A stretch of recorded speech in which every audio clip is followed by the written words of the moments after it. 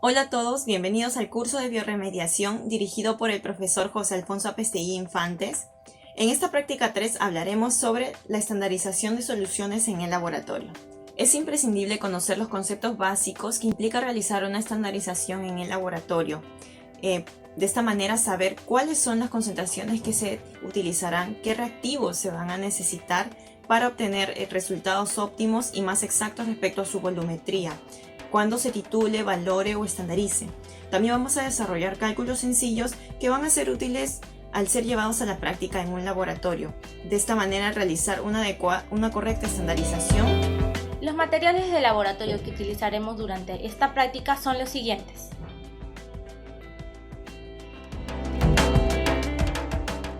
Preparar una solución acuosa de ácido clorhídrico 0.2 normal y luego estandarizarlo. Para esto, como primer paso, realizamos la preparación de la solución. Como dato tenemos el volumen del disolvente, que son 1000 mililitros, y la normalidad de la solución, que es 0.2 normal. Primero determinamos el peso equivalente del ácido clorhídrico, el cual es 36.46, y luego utilizamos la siguiente fórmula, el cual es X gramos es igual a la normalidad por el volumen por el peso equivalente del ácido clorhídrico, el cual nos da como resultado 7.292. Por lo tanto, tomaremos 7.292 gramos de ácido clorhídrico, el cual colocaremos en una fiola o matraz aforado de capacidad de 1000 mililitros para posteriormente añadir agua destilada hasta la forma. Como siguiente paso tenemos la estandarización del ácido clorhídrico. Para esto tenemos como datos el patrón primario, que es el carbonato de sodio. Como indicadores tenemos a la fenolftaleína y a naranja de metilo. Como peso molecular del carbonato de sodio es 105.99, el peso equivalente es 52.99. Utilizaremos aproximadamente 1 gramo de carbonato de sodio, el cual luego de haber sido pesado será trasladado a un matraz Henry Meyer de 250 mililitros y será disuelto en 25 mililitros de agua destilada. Luego de esto, a esto se le añadirá 2 a 3 gotas de solución de fenolftaleína. Será valorado con la disolución del ácido clorhídrico a 0.2 normal, lentamente y con agitación hasta la decoloración de la disolución. Luego se le añade 2 a 3 gotas de disolución de naranja de metilo. Se continúa con la valoración hasta el viraje del indicador de amarillo a rojo-naranja. Luego de realizar los cálculos respectivos, en el cual tenemos que la normalidad por el volumen en litros es igual a gramos entre el peso equivalente, determinamos a través de la fórmula que la normalidad que nos arroja luego de realizar la estandarización es de 0.2096, el cual aproximadamente la normalidad es 0.2. Luego de culminar esta práctica de laboratorio, conocimos la preparación y la estandarización de soluciones y la importancia que este último tiene al momento de querer determinar con exactitud la concentración que tiene cada una de estas soluciones que vayamos a preparar en el laboratorio. Es recomendable que al momento de realizar el proceso de estandarización, este se realice por lo menos unas 3 veces. Esto va a ayudar a que los resultados al momento de hacer los cálculos sean mucho más precisos y confiables. Asimismo, también es recomendable utilizar la indumentaria correcta dentro del laboratorio, debido a que estamos trabajando con compuestos químicos y no sabemos si podemos sufrir algún accidente en algún momento. La titulación ácida-base es un procedimiento de análisis volumétrico y cuantitativo frecuente en los laboratorios de análisis volumétrico. La titulación es útil para determinar la concentración de una solución desconocida, la cual está en estudio. Se usan las unidades químicas de concentración, normalidad. La titulación consiste en una solución de concentración conocida, llamada valorante, y se le agrega a una solución de concentración desconocida, llamada analito, desde una bureta hasta alcanzar el punto de equivalencia o final de la titulación. La valoración es una técnica analítica que permite la determinación cuantitativa de una sustancia específica, es decir, el analito, disuelta en una muestra. Se basa en una reacción química completa entre el analito y un reactivo, que es el valorante, con una concentración conocida que se añade a la muestra. Un ejemplo conocido es la valoración del ácido acético en vinagre con hidróxido de sodio. Es un proceso que permite la determinación exacta de la concentración de una solución. Las sustancias usadas con este fin reciben el nombre de estándares primarios. Una solución estandarizada usando el método de la valoración volumétrica o titulación, ya sea mediante técnicas clásicas o instrumentales, como son la potenciometría y la colorimetría. Para esto, la especie disuelta reacciona con un estándar primario pesado anticipadamente. Por lo tanto, es indispensable el uso de balones volumétricos para estos análisis cuantitativos. Merino define volumetría como el procedimiento que se basa en medir el volumen de una solución de concentración conocida llamada estándar. Esta reacciona con un volumen de una solución de concentración desconocida, que es la que se analiza, hasta el momento en que se pone en contacto cantidades equivalentes de sustancias reaccionantes. En este momento se le llama punto de equivalencia o punto estequiométrico. Este tipo de análisis tiene lugar a una reacción química definida entre el constituyente que se cuantifica, que está en solución, y la solución reactiva de composición y concentración conocida, que se añade desde una bureta. El patrón primario. El patrón primario también es conocido como un estándar primario, que se utiliza en la química como referencia al momento de realizar una estandarización. La mayoría de estos patrones primarios son sólidos y deben de cumplir ciertas características para poder ser denominado o utilizado como un patrón primario. Entre ellos, y número 1, se tiene que la composición debe ser conocida, lo cual nos va a ayudar a tener los cálculos adecuados y respectivos, ¿no? 2. Debe tener una elevada pureza para una correcta estandarización y perfecta titulación. 3. Debe ser estable a temperatura ambiente para evitar que cambie su composición o estructura a los efectos de la temperatura, ya que este hecho aumentaría el error de la titulación. 4. Debe ser posible su secado de estufa. Debe soportar temperaturas mayores que sea posible su secado. Se recomienda que la temperatura de ebullición debe superar el punto de ebullición del agua. 5. No debe absorber gases. Esto para evitar posibles errores por interferencia, así como también degeneración del patrón primario. 6. Debe tener una reacción rápida y estequiométrica con el titulante. Esto para poder visualizar con mayor exactitud el volumen que se tenga de la titulación, ¿no? Y poder realizar los cálculos adecuados. 7. Y último, debe tener un peso equivalente grande para que pueda ser considerable cuando sea pesado este patrón. Patrones primarios para ácidos. Número 1, carbonato de sodio. Número 2, el bórax. Número 3, el trishidroximetil aminometano. Número 4, el tetraborato de sodio. Y número 5, el carbonato de calcio. Pregunta 5. Mencionaremos 5 patrones primarios para bases.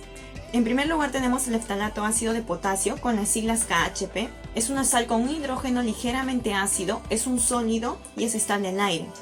En segundo lugar tenemos al ácido benzoico. En condiciones normales es un sólido incoloro, poco soluble en agua fría, pero bastante soluble en agua caliente o en disolventes orgánicos. En tercer lugar tenemos al ácido oxálico. Es un polvo blanco que no es higroscópico y es moderadamente soluble en agua. En cuarto lugar tenemos al ácido sulfanílico.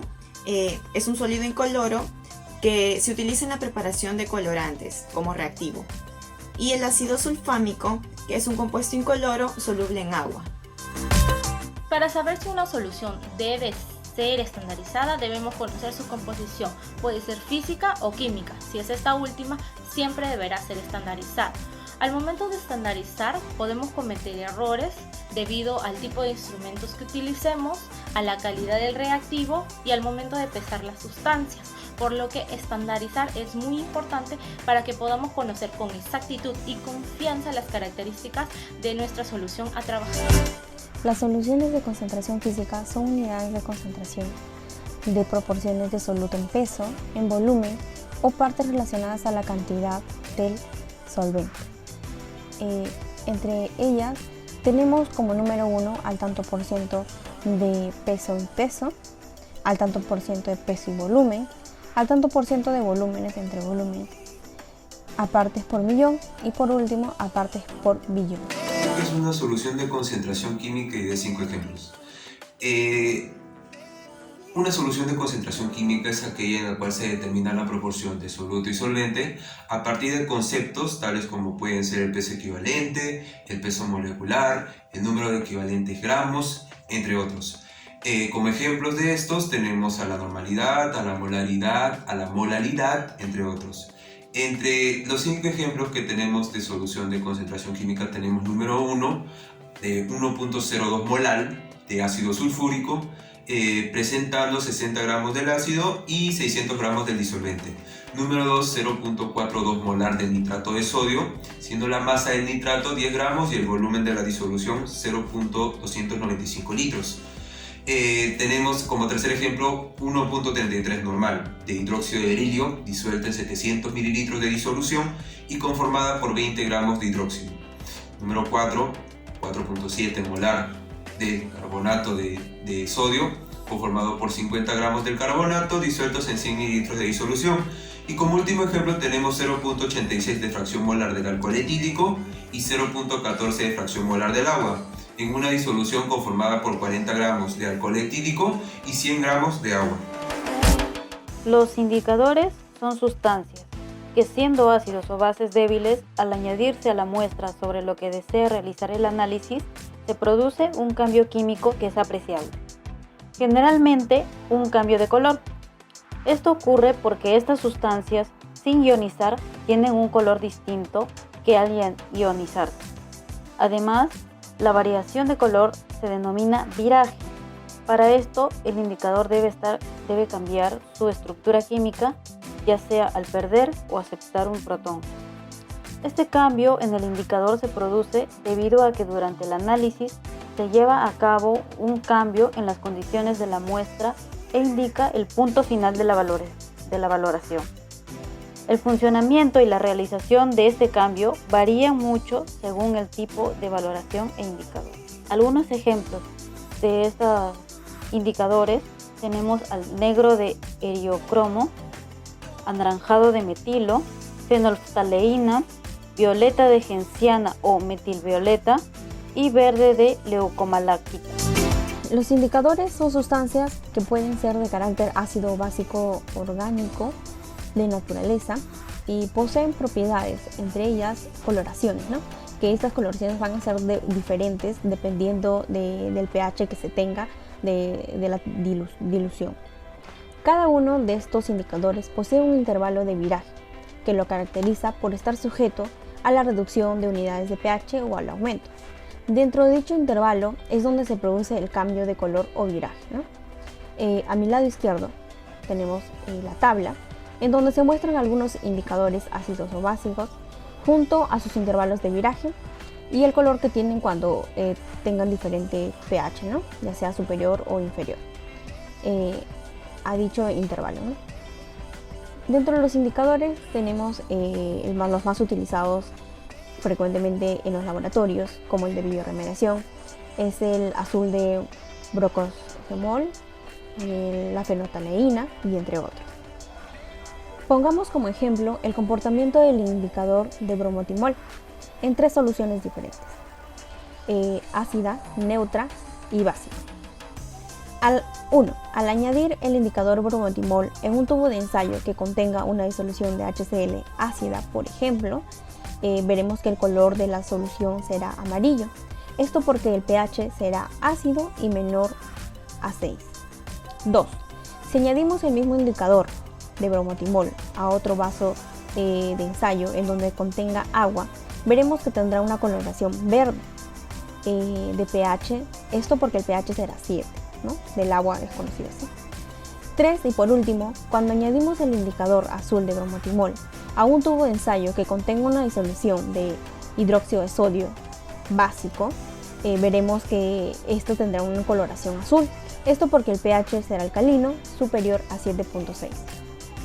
De este modo se puede comprobar el intervalo de viraje que contiene los indicadores a diferentes pHs que contengan las disoluciones. Los patrones primarios utilizados en la estandarización de ácidos y bases y los más conocidos son el ácido benzoico, el diftalato de potasio que utilizamos en el laboratorio de bioremediación, tenemos el carbonato de sodio, el tetraborato de sodio también. Y por último, el carbonato de calcio.